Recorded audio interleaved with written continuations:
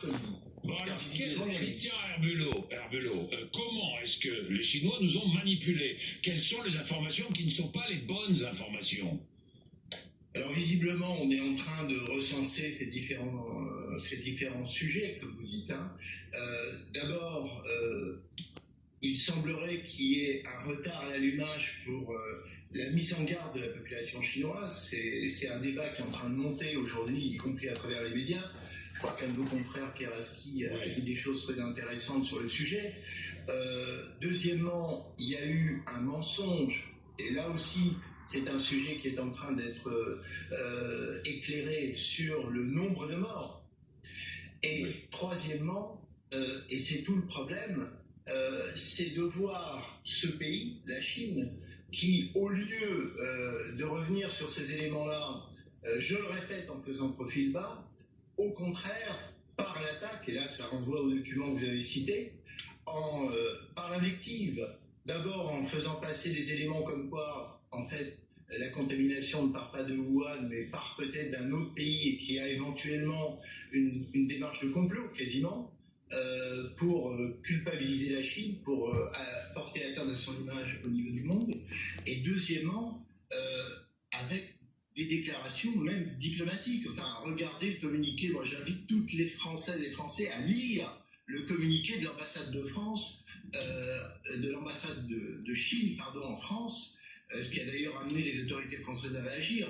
On est à retomber dans le style des pires moments d'un régime communiste en état de crise dans le coin du Ring. Mais ça veut dire quoi, Christian Herbulot, que les informations qui viennent de Chine aujourd'hui sont à prendre avec beaucoup de distance et beaucoup de précaution?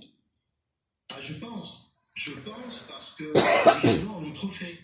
Les Chinois en ont trop fait pour noyer le poisson. Les Chinois en ont trop fait pour masquer leurs responsabilités. Et le problème, parce que malheureusement, il y a un problème derrière nous, aujourd'hui et devant nous, c'est que les Chinois ne nous apportent absolument aucun élément pour nous permettre de nous rassurer par rapport à l'avenir. C'est-à-dire qu'un pays comme la Chine qui ne veut pas regarder en face ses problèmes, que va-t-il se passer? Est-ce qu'on va avoir un Covid-20, un Covid-21, et à chaque fois, on remerciera la Chine quand elle nous envoie, en les payant, des masques?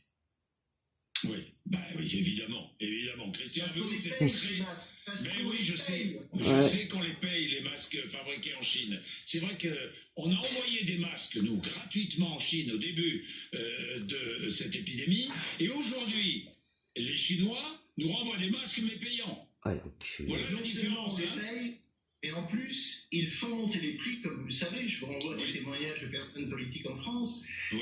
Et moi, je suis étonné qu'un parti communiste qui est censé défendre les pauvres, aujourd'hui, majoritairement, qui meurent à travers le monde, une grosse partie de gens qui sont des pauvres, ce parti communiste qui ose encore se revendiquer du communisme est le contraire même de l'image qu'on attendrait d'un parti communiste. Dictature économique. Merci Christian Herbulot, merci, directeur de l'école de guerre économique.